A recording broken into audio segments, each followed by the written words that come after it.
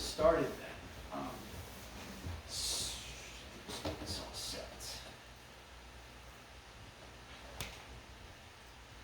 Okay. All right. My name is Corbin Worley. I also teach at the middle school with Mark Shiflett. He teaches 7th grade and 6th grade. I teach 8th grade and then also 6th grade. I've taught at DMS for this is my 3rd year. I'm a transplant to the area. I'm originally from Perry County, a bit further to the south towards Harrisburg, but I went to university at Susquehanna, got my job at Danville Middle School after I graduated, and I've been here for a few years. I'm learning a lot about the area, and events like these are a cool opportunity, not just for me to share some local history, but also teach me a little bit about it. Because being someone who's not from around here, this is a great opportunity for me to sort of get in the weeds and figure out, what is the history of this town that, I teach in now. So what I'm going to be talking about is just a broad sort of history of Danville during the 19th century, but doing it through looking at these smaller instances of things going on in Danville. These smaller stories and these smaller events on their own may be interesting and tell us something about the past, but put together, they can sort of give us this sort of thread where we can see the sort of overarching story of Danville. And the sources that I'm looking at deal with Danville during the 19th century. And if you, of course, know about Danville in the 19th century, the iron industry was really Danville's bread and butter. And a lot of what I'm going to be focusing on today is that story of Danville's iron industry. Now, where I'm getting a lot of these little vignettes, these little stories from, are from a book by Terry Diener. His book, A Story Past, Everyday Lives of Ordinary People in Montour County. I began reading it, and there's a lot of interesting stuff there. It's this collection, if you haven't read it, of primary sources, of newspaper articles that tell us about the past and how the book is set up. Each chapter focuses on a different element of the history of the county. The first chapter begins with some of just the early days of Danville, Danville getting its start as a town, it started to grow, and then getting into some things like the Pennsylvania Canal, its influence on the growth of the town, the iron industry, crimes going on in Danville, the history of education in Danville, all that stuff. So there's a lot to unpack here. Has anyone read this book, or does anyone have this book? Okay, so it's a very large book, over 700 pages of material. There's a lot there. I'm not going to talk about all 700 pages today. Terry, he's going to be speaking about his own book after me today. So what I'm going to be doing is just focusing on a very small bit of his book, looking at the iron industry, which, if you've read the book, is the first, really 3 chapters, looking at Danville's iron history. If you've not read this book, it is available on Amazon. I was not paid for this endorsement, but it is available on Amazon for $24, paperback copy. So if you are interested by any of this stuff in some Danville history, it's a great read, very digestible, a lot of interesting stuff, and it's primary source material. It's really great if that's your forte. So just an overview of what I'm going to be talking about today. Again, each of these little vignettes, these little stories, tell us something about the history of the county or the history of Danville. But together they can kind of give us an overarching narrative, some kind of story to take away here of Danville during the 19th century. Now, how I sort of am breaking this apart is focusing on Danville's early years. In the early 1800s, it started to get its footing as a town, starting to grow. And then whenever the iron industry really takes off, that is really where Danville comes into its own. And it really is this sort of iron age for Danville because of how prolific and how successful the iron industry was. That's really where you see Danville really start to grow as a town and then become a notable place, not just locally, but around the state, around the country, as this place where iron is mined and forged into all these different products like the railroads. Now, the last part I'm going to be talking about is towards the latter half of the 19th century, after the Civil War. You do start to see a little bit of a decline out of this sort of Iron Age between the 1840s and the 1870s, where I would say that was really the prime of Danville's iron industry. After that point, you start to see a little bit of a decline. Now, that isn't to say that Danville's iron industry was not a thing after the early 1900s. Iron and steel products were still produced in Danville up through the First and Second World War. So it doesn't go away, but I would say if you're looking at this as sort of this streamlined story of Danville's iron history, the 1840s to the 1870s, I believe, is this prolific iron age where it really starts to take off. So that's sort of how we're going to break up this conversation today. We're going to look at a handful of these primary sources, these stories that tell us something about Danville's history. And to start this, I want to include a quote from William Montgomery, the founder of Danville, whose son, of course, is the namesake of Danville. And in 1800, he had sort of this prophetic prediction or vision for what kind of town Danville would become in the years following his life. And he says, "These hills are full of iron. There will someday be great iron factories here, employing many and yielding boundless wealth." And at this time, there were, signs and some deposits of iron found, but there were no great big iron foundries or, dozens of anthracite furnaces which would eventually populate the county. That was not there, but he definitely saw the writing on the wall. He envisioned what kind of future Danville would have as a town, and it ended up bearing true throughout the 19th century. So starting with Danville's early years. Once Danville was established as a town, one of the things that really allowed it to grow and to develop, and that's going to eventually support this iron industry, is the Pennsylvania Canal, which was already in the state at the time in the early 1800s, but in the 1820s they were planning a north branch of the Pennsylvania Canal. I'm going to show you a map here in a second showing you this network of canals throughout the state. But the North Branch extension, what it would do is it would begin in Northumberland, just to the southwest of here, along the Susquehanna River, and then it would stretch up through Nanticoke, through Wilkes-Barre, and eventually ending on the border of New York State. So that is this North Branch extension that was planned. And at the time, the intention was to connect Danville and central Pennsylvania with some of these coal mines that were starting to pop up in the Northeast, in Lackawanna, in Wilkes-Barre, Lehigh County, Schuylkill, and other places around Danville like Shamokin. It would allow those coal deposits and those coal mines to feed Danville and Bloomsbury and these iron furnaces that were starting to come about. The first segment of the North Branch Canal was completed in 1831. So that really, at that point, linked Danville to these new coal mines. So at that point, Danville would have access to coal for smelting in these anthracite furnaces.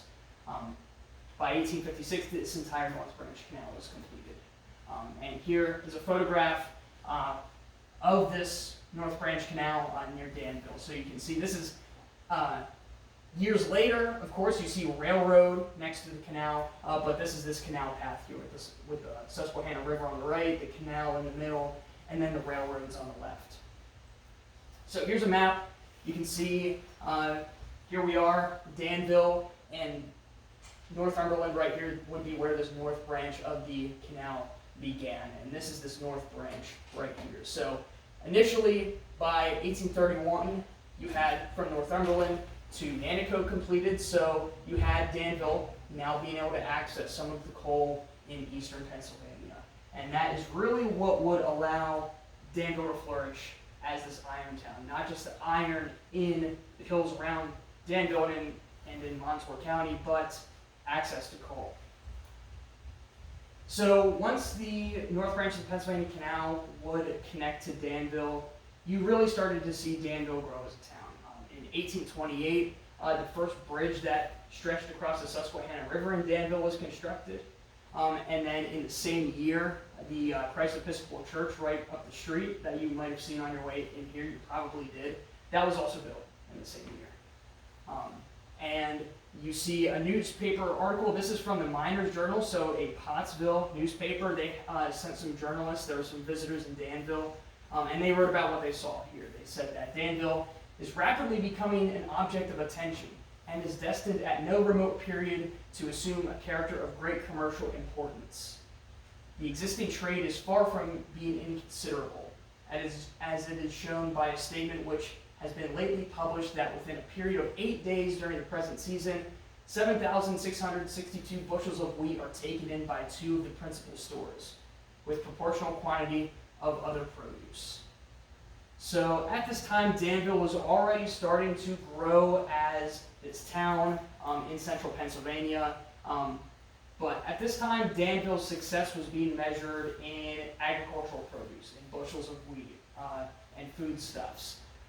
But in the same year, you have the first charcoal furnace in Danville that was put into service. And these charcoal furnaces, of course, if you were here for the Pine Grove furnace presentation, these furnaces would be used to smelt iron. At first, they would use charcoal, so they would cut down forests and use that wood to use charcoal as that fuel source.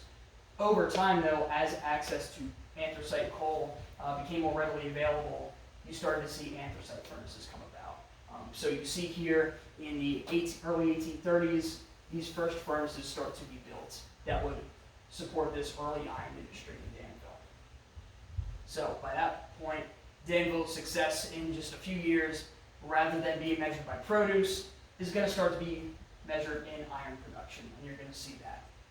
Here's a photograph. So just when I'm talking about the Christ Episcopal Church, you probably saw this right on the corner as you're walking into the library here. Here's a photograph of it from the 1940s, I believe this photograph is from. If you know any history about the church, there was a fire in 1948 which destroyed part of the original structure, but much of it is still remaining. So it looks a little bit different between the two photographs, but it's still there, and it was built here during these early years of Danville's history. So once Danville started to get its footing as a town, you start to see some of the infrastructure like the North Branch Canal that are going to eventually support this iron industry. You really start to see it take off in the 1840s and through the 1870s. So in 1840, you start to see some huge veins of iron ore discovered in Danville. And once that takes place, you see 2 new anthracite furnaces were built as well. So once you have access to this huge supply of iron, you see some anthracite furnaces to support turning that raw iron into a usable product. And we're going to talk about the different kinds of iron that would be produced by these anthracite furnaces. Still, as Danville is starting to get set up as this iron town, there were some doubts over how successful it would actually be compared to some of its neighbors. Bloomsburg was also very successful in the iron industry. And that was sort of where a lot of people had their attention as far as these up-and-coming iron towns. A lot of people suspected that Bloomsburg would be the premier place for iron production in the region. And there were a lot of doubts that Danville's, news of this new iron deposit was not going to really come to fruition. We see this quote in the Columbia Democrat, which is a Bloomsburg newspaper, writing about this. They say that the water power of Fishing Creek and its excellent ore give Bloomsburg a decided advantage. At Danville, they must work entirely by steam. This will add 25% to the manufacturing of a ton of iron, and this is a disadvantage. Bloomsburg possesses a decided advantage over Danville, in being 12 miles nearer to the coal mines than that place. Bloomsburg must and will go ahead and will be the center of the iron business of Columbia County, and we will see Danville sunk into its former insignificance. So, not really a glowing prediction for how successful Danville's going to be as an iron town, right? This news is coming out, hey, all this iron's being discovered in Danville, but people in Bloomsburg are trying to put that down. It's just great. That's going to be great for a little bit, but it's not really going to amount to much.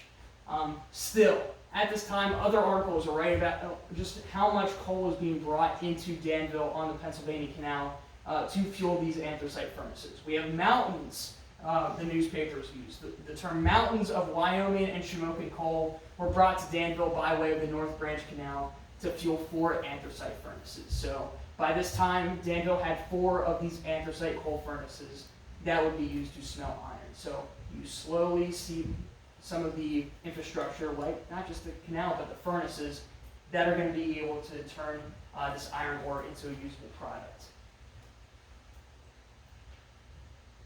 Over the next 2 years, you see some more strides in Danville's growth.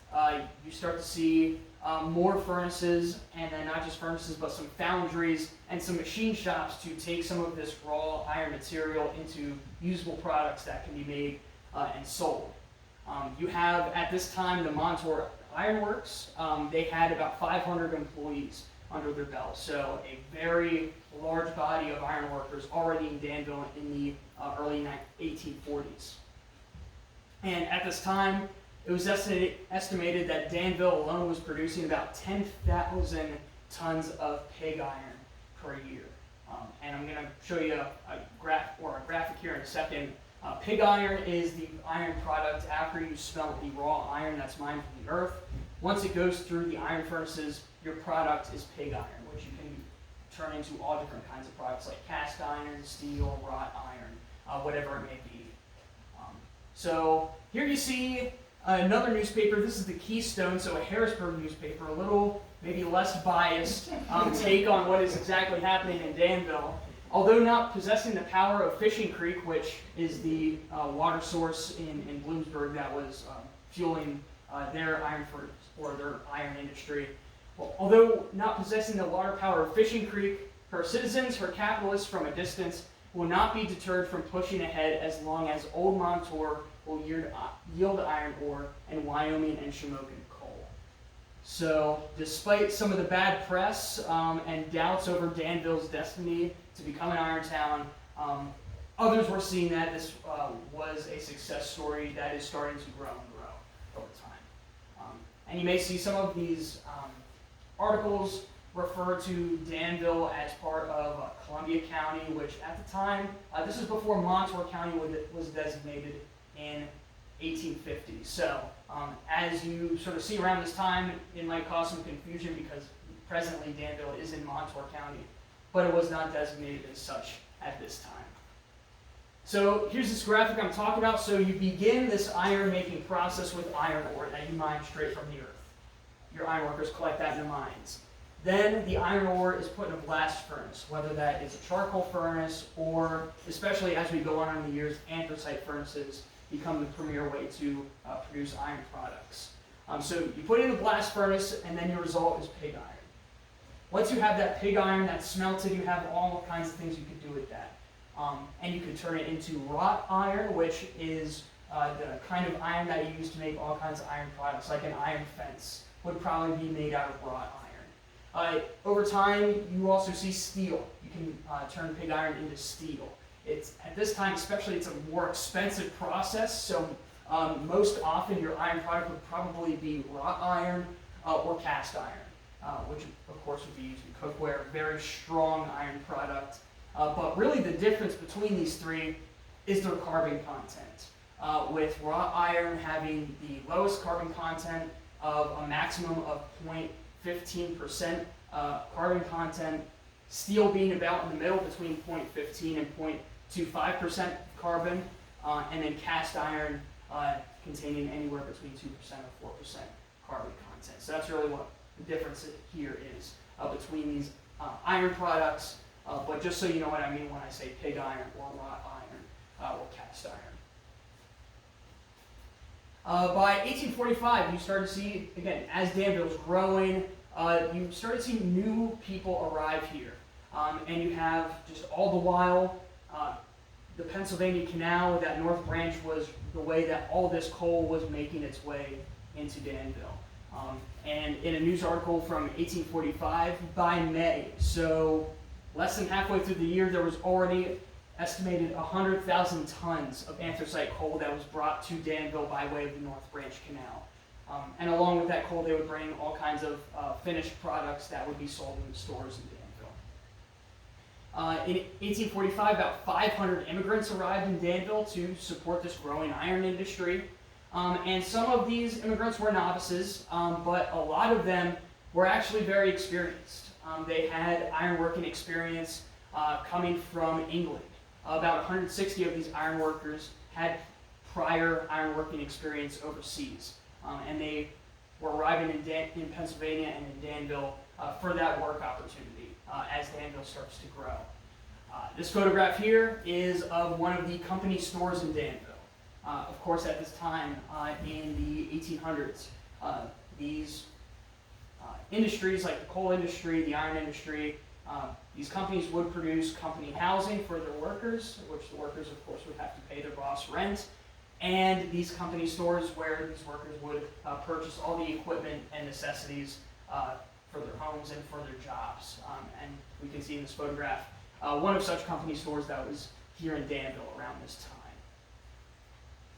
time. 1845, if you're familiar with Danville history, is a very significant year because of the invention of the T-rail. Now, the T-rail, if you're unfamiliar, is a specific kind of railroad, and it is famous because it was produced first here in Danville, and it was a very efficient, very durable, very effective new way of making railroad. Before this time, in the early 1800s, most of the railroad that existed in the United States wasn't produced domestically, it was imported from overseas. England was a big producer of railroad, and that was imported into the United States. There just wasn't that iron industry built up yet here in America for us to rely on American-made railroads. Now, over time, manufacturers experimented with all different kinds of railroad designs, and I'm going to show you a chart here in a second. You can see just all the different kinds of ways they tried to produce railroads. But the T-rail really stuck. It was a very effective design, and we're going to show you why. But the first one was produced in Danville in October of 1845 at Montour Iron Works. And the newspaper article here, the Sunbury American, a month after the fact, they visited the ironworks and they watched the whole process take place. And they give us a pretty good sense of how they would actually roll these things out and produce them. So we see here, this article tells us the rails are thus cut off square at each end, exactly 18 feet long, so an 18-foot long stretch of T-rail. That's what these segments would be. Apparently as easily as if they were made of tough hickory wood, so these big saws that would cut these T-rails into 18-foot sections, cutting through it just like wood. The rails we saw made were intended for Harrisburg and Lancaster Railroad and weighed 51 pounds to the yard, or something more than 300 pounds each. So these 300-pound, 18-foot sections of railroad. These are said to be the first railroads ever made with anthracite iron in this or any country, and we believe are superior to any that have ever been imported. So this is not just a great thing because it's finally an American-made railroad that's going to be able to be used, but it was superior to really any other design up to this point, whether that's in the United States or overseas. Now, the kinds of railroad designs we had before this point, there's all different kinds. And we're going to revisit this chart in a second, but you can see just up to this point, 1845, all the different designs that manufacturers had experimented up until this point. A very popular design is called this strap rail. And the name strap rail comes from, it's just this thin piece of iron, kind of just like a leather strap. Very similar kind of design, except of course made of iron.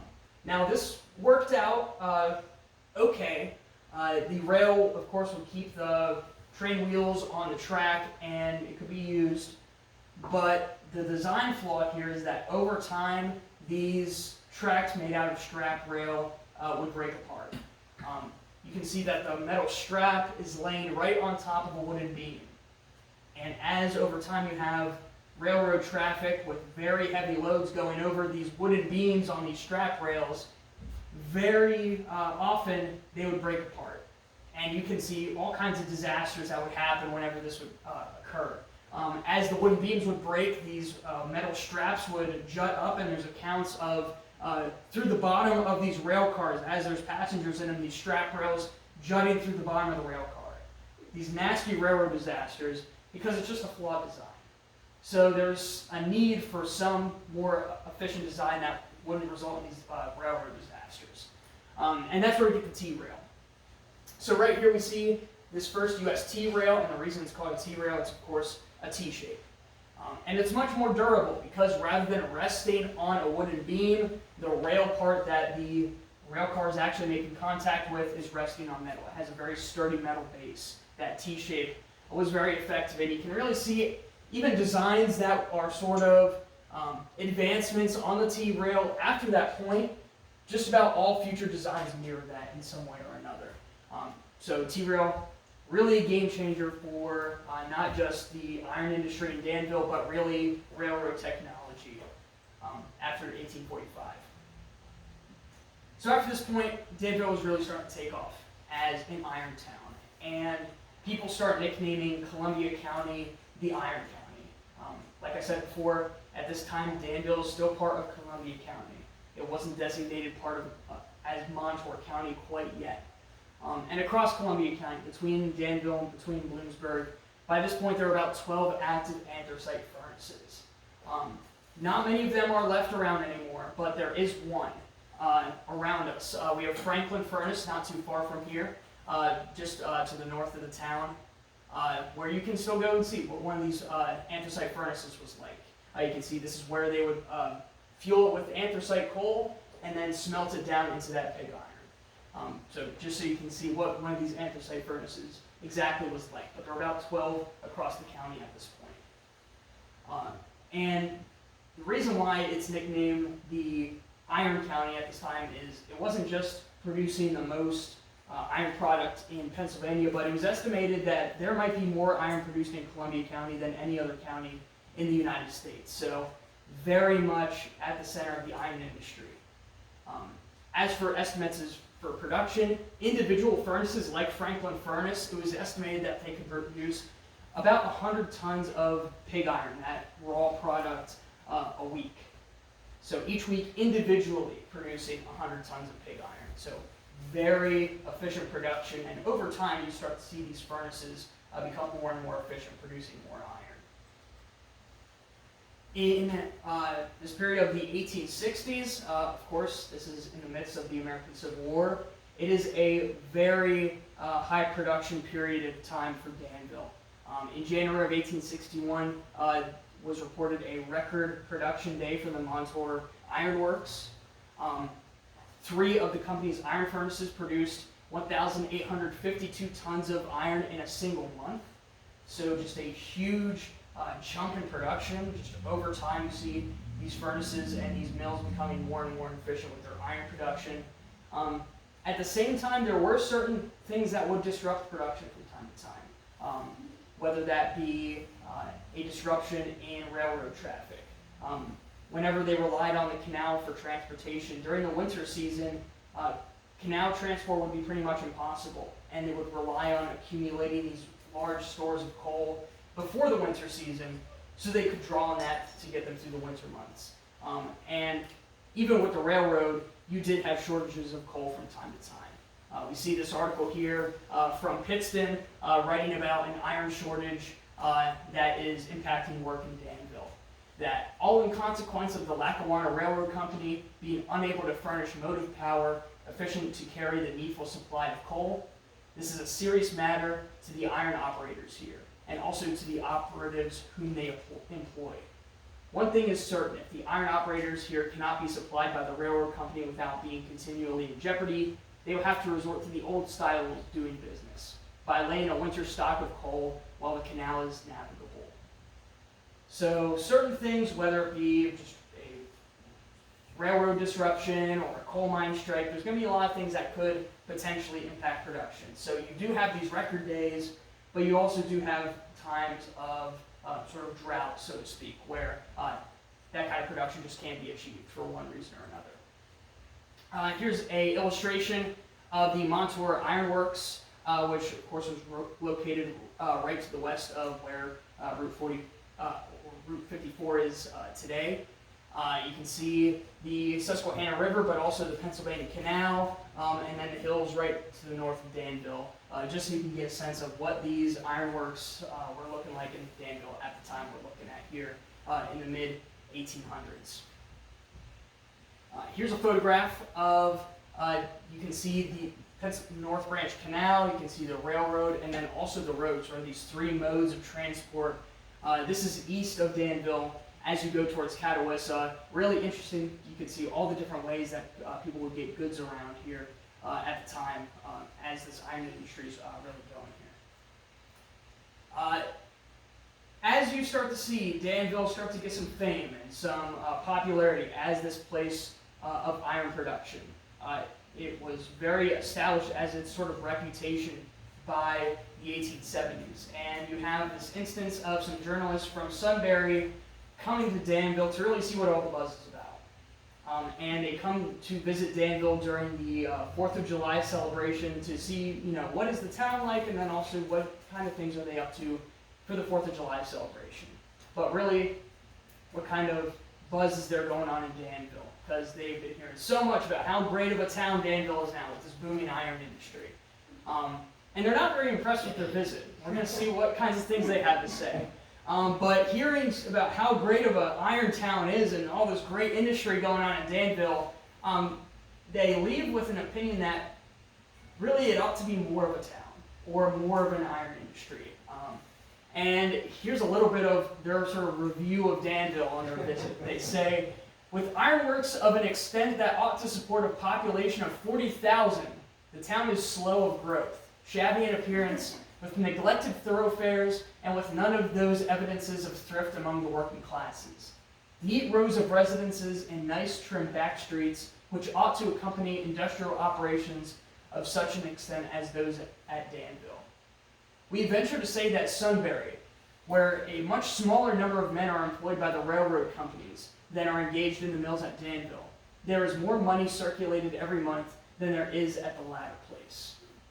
So, for one, not very impressed with the size of the town. They believe that Danville, with all this iron industry, ought to have over 40,000 people living here. And they believe that the people who do work here are not making as much money as really they ought to be. And one of the reasons they blame is this order system, which is used to pay workers in Danville at the time. You're familiar with the company store. You have to purchase all of your equipment, all of your products from the company store using money provided by the company you work for. It's a similar system. And they describe it here in a second, but think of it as a way to pay workers rather than with cash, but with store credit or orders for certain stores in Danville. So this is the Sunbury Gazette's explanation of this order system used to pay workers. We are told that 4,000 operatives are paid off every month, not with money, but with orders on certain stores. And that is the end of benefit for their labor done in this place. It sinks into the coffers of the few mill and furnace owners. In the meantime, the town languishes in the want of the class of businessmen who would be supported by the operatives, if the latter were paid in money.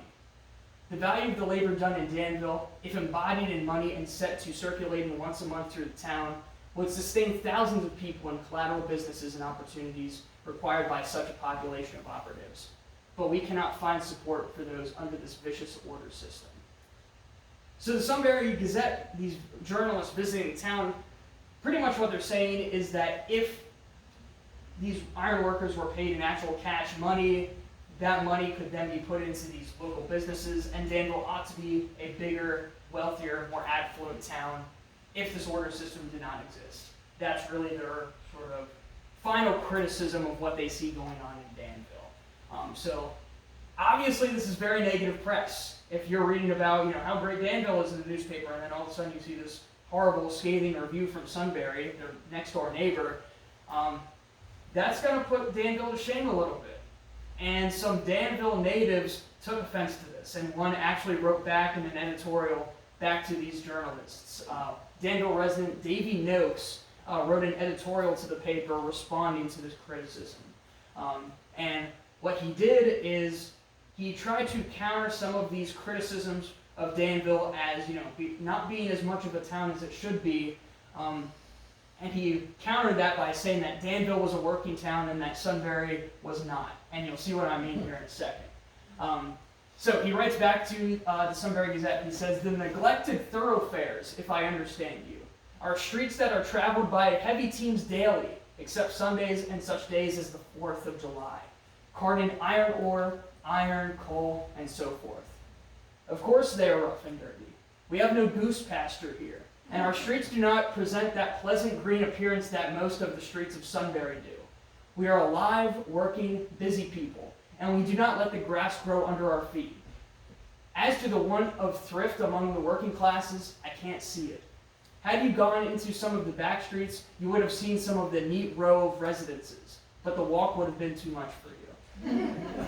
So really what he's saying is that while Sunbury might be this nice, lavish town with all this green grass in the streets, right, Danville's a working class town, right? We do actual work here is what he's trying to say, that these neglected thoroughfares are really just real work is being done here on a daily basis. We don't have time to take care of the streets here. We're actually doing real work here in Danville. And then he accused them of being too lazy to look hard enough to see these neat rows of houses to house these workers to support this iron industry. Now as for this order system, notes he admits that the order system isn't exactly ideal, that there might be better ways to compensate their workers for their labor, but he does say that it is viable. This is what he has to say in defense of this order system. He says, "Notwithstanding the abominable order system, we receive more money from its firms issuing orders that most of our neighbors of towns can boast. We do not approve of the system, but we think, indeed we know, that our merchants, business, and professional men are as prosperous, and our mechanics and laboring men better do than those of most places in this region of the state. And as for the sobriety and good order among the people of all classes, the records of our courts attest. Our young men are not to be compared of those of your town in some respects, but in some things we do not wish to excel. Very respectfully, Davy Noakes." So as a sort of last jab there, he also accuses the residents of Sunbury of being drunkards. Just to get his point across that Danville really is not such a bad town as they make out in their review. So during this sort of prime of Danville's iron industry, again, some of the neighbors were kind of looking at an opportunity to put it down a little bit, but the Danville residents like Davy Noakes here, we're very apt and ready to defend their growing town. As for this sort of high water mark for the iron industry here in Danville, as sort of I look at all of it, I see the 1870s as really the pinnacle of this iron age going on in Danville. In October of 1874, formerly known as the Montour Iron Works, at this time it would have been sold to the Pennsylvania Iron Company, renaming it the Pennsylvania Iron Works. In a single day, they produced 156 tons of T-rails for railroads. That equates to roughly over 1,000 of those 18-foot pieces of T-rail. So imagine these giant 18-foot pieces of railroad, about 1,100 of those produced in a single day, just at the Pennsylvania Iron Works. And of course, this is a record for the time, a huge level of production here for T-rail. So even decades after the T-rail was first developed in Danville, they're still cranking them out in record numbers here in 1874. So now getting into what I would sort of think as not the end, but maybe the decline of Danville's iron industry. If between 1840 and 1870 we have sort of this golden age, this iron age in Danville, you start to see it fade away a little bit. Of course, it's not the end, but it definitely isn't what it once was during that prime. So in 1877, you do have a bit of an unemployment crisis that Danville went through. And there's all kinds of factors that could have contributed to this. The iron workers here were out of work. That could have been a cause of being unable to furnish the coal to run the iron furnaces, and then if you can't run the iron furnaces, it's very difficult to supply iron for your iron works. That could have been an influence. If you're familiar with local history around here in the 1870s, this is sort of the height of the Molly Maguires and the coal strikes, that kind of activity could have limited access to coal. I don't really know the direct cause at this point, but it could have been an influence. There were a number of railroad strikes throughout the United States at the time. So those could have had an impact as well. They were in the midst of a financial depression, not just in the United States, but globally that could have played an impact. All those things could have had some kind of influence here, but at the time, Danville was going through this unemployment crisis. And we see a little bit of an idea of what that was like here with this excerpt from the National Republican, which is a Washington, D.C. newspaper. They picked up this story here of the unemployment crisis here in Danville. They say the ascension of the Borough Council at its special meeting last night that work would be furnished the disaffected men at the rate of 80 cents per day, 2 days of the week, was not accepted by the men. They claim $1.60 per week is not sufficient to keep themselves and their families from starving. So these unemployed men, they were trying to figure out some kind of way to just stay alive. Whether if they can't find work, at least be provided some sort of wage to sustain them, to keep them and their families from starving to death. With the council, they tried to strike a deal. The council was only willing to provide them with $1.60 a week, which for them at the time would not be acceptable. So when their demands were not met, they came up with a plan, the unemployed ironworkers, to seize a cache of weapons and then basically storm the council until their demands were met. Again, this is in the midst of the sort of Molly Maguire's era of the coal region. So perhaps being inspired by some of that activity, it could have been. How this whole thing played out. They first went to this veterans organization that was supposed to have this supply of weapons. It amounted to probably a handful of old Civil War era muskets, not really the kinds of weapons that they would need for an effective demonstration. So they go on to this other weapons cache that was actually guarded by the police. And this is how that all played out. They said that threats were made that unless admission was granted, blood would be spilled. To which the three gentlemen responded with commendable courage that an entrance could only be effected over their dead bodies. The determined manner of the gentlemen awed the crowd, which soon dispersed and congregated in crowds of 15 or 20 at different corners. So after attempting to acquire this larger stash of weapons, that was unsuccessful. These guys were not willing to go to blows with the police. They were guarding the cache. And that is really the end of this violent demonstration, but very much showing how desperate these iron workers were for whether it be work or just a way to sustain themselves. Now this continued into the later months, and this is from the Danville Intelligencer, so a local newspaper, continuing the story here, just talking about what these iron workers are going through during this unemployment crisis. We see with this quote, "In making a ramble around Montour works, and through the unemployed districts, everything bears the aspect of one continued Sunday." So just one continued day without work, where there's just no work to be done, and people are just lining up, trying to acquire some kind of sustenance from the poorhouses. The second quote, "There are a great many who prefer to hide their true condition and suffer on, rather than go to the poorhouse. Still, it is so crowded at present that they have to build an addition onto it already." So this poorhouse, again, some people would have been embarrassed to go for a handout in the poorhouse, but others would certainly seek that out. And it was very crowded where they're having to build an addition onto it. Now, throughout this whole ordeal, some workers were hoping maybe rents from the housing or prices in the stores would be adjusted to compensate for the hard times, but that wasn't the case. We see that this third quote here, "There are other evils against which I would say something, and they are the extreme high price of provisions and high rents. No matter what condition of the workmen, provisions keep their stand and rents cannot be touched. The working men must pay for all."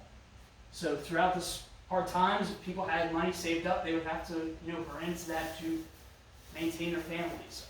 Otherwise, they just got to figure out whatever they need to do to get by. Those prices would carry on just as though there was work to be done, and there were paychecks coming through, but that just wasn't the case. So very difficult times here in 1877 for these iron workers in Danville. You have an interesting story in 1878, so the next year, the Danville Iron Works were at the time owned by William Foe, and he struck a deal to take the ironworks and move them across the country to Pueblo, Colorado. Now, I'm not sure exactly the motivation. Again, it could be the hard times that were going on in Danville's iron industry at the time, could have played a factor. But he's going to strike a deal with the town of Pueblo to sell the Danville Ironworks to the town for $12,000. Now, at the time, he valued in his working of this deal, he presented that the ironworks would be valued at roughly $150,000, but he was willing to cut them a deal and sell it to him for $12,000. And we see this excerpt from the Northumberland County Democrat explaining this deal that he set up. Last fall, Mr. Foe came to Pueblo with the proposition to remove his rolling mill from Danville, PA, to the city and establish therewith an iron industry and machine shop. He represented to our citizens his machinery was worth $150,000, and that he would bring it here and set in operation, provided $12,000 in cash subscribed to the capital stock of the company, to be formed the manufacturer of iron railroad and bar iron and machinery. So he's going to take this whole ironworks, which at the time would have been this whole facility with its machinery, of course, transport that out to Pueblo, Colorado. Now, whenever the goods arrived, this iron machinery amounted to 3 lathes that were very heavily used, very worn, would have been basically useless. And then, of course, all the components of the building. But as far as the actual ironworking machinery, about 3 lathes is all that he brought with him. And he also did not have money to pay for the freight fee, and was expecting the town of Pueblo to pay that for him. So we see this next one explaining the rest of the story. Whenever Mr. Foe's machinery arrived, it was found he was without funds to pay the freight thereon, and some $5,000 or $6,000 before it was due in order to help him out of his financial troubles. The sum of $10,300 in cash was paid to him altogether.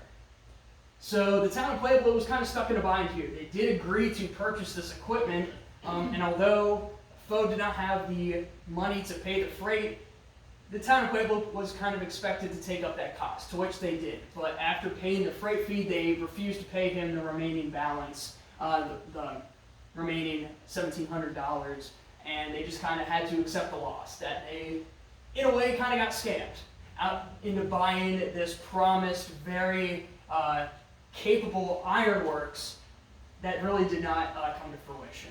So just a kind of funny anecdote for what exactly happened with those ironworks. In 1900, the Bessemer Rail Mill in Danville was destroyed in a fire. And we can see this newspaper article from Bloomsburg gives a pretty accurate account of how this fire actually played out. We see it was hardly 30 minutes after the discovery of the fire, the roof of the whole east portion of the building fell in. As it did, a big rafter caught the left leg of Patrick Scott, an employee of the works, and a member of the fire department, and broke his leg. The loss, while not near as much as first thought, is estimated by outside parties to be between $20,000 and $30,000 and is fully covered by insurance. The engines and machinery, aside from the amount of shafting in the rail mill, are not injured. The work of rebuilding the burned portion will commence at once. Now, I was able to find, through some other articles, I believe that the Bessemer Rail Mill, after this point, the remaining equipment was actually purchased by an iron company in Michigan, the Lake Superior Iron and Steel Company. And from what I could find, after the fact, the mill was dismantled, what was left of it, and the machinery was taken up to Michigan. And that sort of is what happened with the Bessemer Rail Mill. So after the fire, they just decided to sell the remaining equipment rather than rebuild and restart production. The next year, the Grove Brothers property. The Grove Brothers, of course, very involved in the iron industry here in Danville. By this point, most of their property had been sold off. The buildings dismantled and and so forth. But the last of the property was sold in 1901 to this guy, George F. Reef Snyder. And his plans were to sort of take the land and sort of use it for himself and maybe even make a pond out of it. Now, the Grove Brothers land where that used to be nowadays is the Giant Food Store, of course, that part of town. So this plan didn't really come to fruition, I don't believe. But we can see here this article from Danville gives us some idea about the Grove Brothers' involvement in the iron industry and Mr. Reef Snyder's plans here. They say, in the early days of Danville, the Grove Brothers were heavy owners of real estate, mining, and manufacturing property in this section. Much of the property was sold more than 20 years ago. The land and buildings retained by the estate have been sold piece by piece since that time. Next summer, he will dredge about 3 acres of lowland, making a lake for it, and using the dirt removed to fill in other sections. Ice will be cut from this pond in the winter, and it can also be used for skating. Mr. Reef Snyder is also considering the feasibility of using this pond for raising frogs for the market. Such a frog pond at Selinsgrove is making a fortune for its owner. So he had some ambitious plans, but I don't believe these came to fruition. But again, this is showing more and more of that property from the iron industry being sold off, repurposed, used for one thing or another. And this is an illustration of what the Grove Brothers property, their iron buildings would have been looking like around sort of their prime in the mid-19th century. But by this point, we're looking at in 1901, they would have pretty much all been sold off, dismantled, and whatnot. Now, as for sort of the final sort of moment, at least discussed in my source material, as far as the end of this iron industry in Danville. Of course, it continued on throughout the World Wars in some degree, but as far as this Iron Age in Danville, the last remnant of that period of time, between the 1840s and the 1870s, is whenever the North Branch of the Pennsylvania Canal was decommissioned and dismantled. In 1901, it was decided that the North Branch would be abandoned. It had been long past its prime. A railroad had taken over as the premier way to transport goods like anthracite coal around the state, so there was really not much use anymore to maintain the canal. Now, whenever they decided to decommission it and they were looking through sort of the remnants, they did find in parts of the canal a bunch of fish that had just been living in sort of the wastewater. We see the Danville Morning News wrote about this. They say, in the residue of water that remains there are found to be a large number of fish, which no one ever dreamed before existed there. The dredgemen have a bucket with them in which may always be seen some fine specimens of fish, not only carp and so forth, but also black bass found in the canal. So there's in this wastewater that had been probably laying stagnant for years, some fish had been thriving somehow. In 1905, the canal bridges on Mill Street and Ferry Street were removed. And in 1919, the final lock of the North Branch Canal was removed near Danville State Hospital. You can see this is the lock we're talking about right here that was near the state hospital. This is the last one to be removed. And we can see this is the canal bridge that used to be on Mill Street. Of course, removed in 1905. And here's an illustration of Danville in 1910, about around this time, sort of the end of this Iron Age in Danville. You don't see all those ironworks around so much anymore. They had either been dismantled or repurposed. And to end our discussion today, I wanted to share a quote from one of these former ironworkers. This guy, Edward Foley, he was one of these Danville ironmen during this Iron Age. And this is an article from 1902 where he is sort of reflecting on his career at this time in Danville's history, just to sort of lay out how people were thinking about it at the time, as we're sort of moving away from that era, that Iron Age. And this is what he had to say about it. He said, in the early days, wages were paid monthly, never oftener. There were times when payday was 3 months apart, while the company store was an evil that was always present.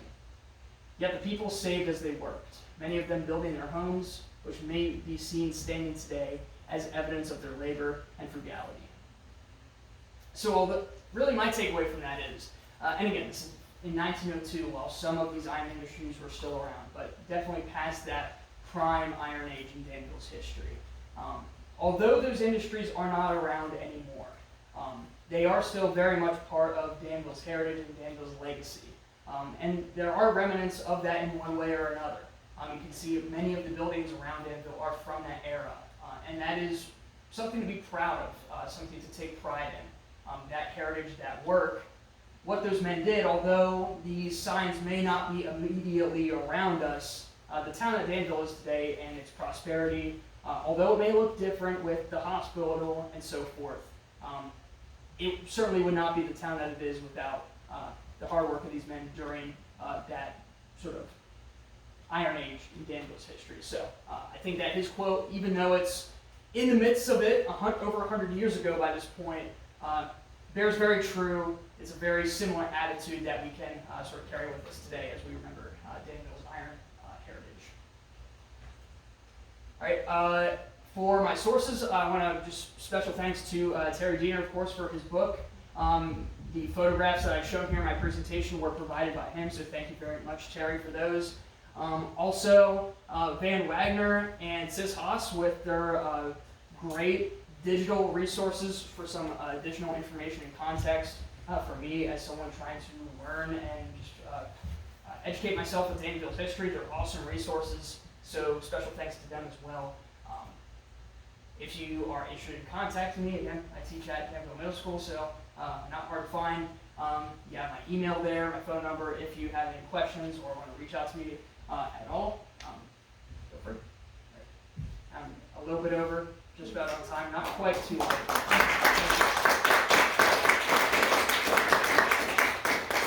Are there any questions before I yield my time? Did you do anything on the history of Western? I did not do anything on the history. What's your next project? That could be my next project. Yes. It was done by somebody from Susquehanna, so there is a volume. Okay. But it's hard to find. The library has a copy of the magazine. Okay. Good to know. The one thing mentioned with Geisinger is whenever they were trying to clear land for Geisinger, it was sort of on where part of the canal and the locks would run. So as far as the information I covered, dealing with the canal that had existed there and trying to find land for the hospitals and so forth. But that's a good idea. Yeah. I'm curious what in the early days when the canals were and the coal was coming via canal, how did the coal get from where they were digging it to the canal? And when did the railroad bring coal in? Yeah, so as far as transporting from the mines to the canal, horses or mules would have been sort of the most common transportation method with those wagons, just right from the mine to whether the railroad later on or the canal. Railroad would really start to take off after the 1840s with the advent of the T-rail. Over time, in the decades to follow, that's really when you start to see a phasing in of railroad throughout the United States and a phasing out of the canal. So that's sort of the latter half of the 19th century. What year did the Danville State Hospital? It escapes me at the moment. Does somebody know? 1872. 1872. It was built. It had a major fire in 1881. All right, thank you. Do you think that was a chosen site because of the unemployment problem in the area? I suppose it could have been. I'm not sure. I'm sure that there's others who are more in touch with the history of the state hospital who might have more insight into that, but it is possible, I suppose. Is the T-rail patented by the inventor? I'm not sure. I'm sure by now it's sort of an open trade secret, right? So much time has passed, and you saw there's other designs that are certainly inspired, but might be some minutely different take on the design. But yeah, it's definitely sort of the first of its kind as far as a railroad that gets away from that strap style rail into something that's more durable. I guess I should have who was the inventor. What was his background? That escapes me at the moment. Again, I'm still educated with myself with Danville history. Does anyone know What's the question? the inventor of the T-rail? Background with the inventor of the T-rail. There were several people involved in the, invention of the T-rail. But they were coming from, England, initially, and then came over to this country. And the knowledge that they brought from England was what they used to, design the, T-rail and manufacture the, plant where the middle school now stands. Was it patented, you know? What's that? Was it patented? Yes, it was. Now, there are some claims that Mount Savage in Maryland built the first T-rail in the country. And you'll have to take up that historical argument, but I believe Mount Savage, denies that they, made the first T-rail and they give the credit to Danville for that. I'm sorry, I didn't want to. No, no, that's fine. All right. Well, thank you very much, everyone. All right, I'll yield my time to Terry.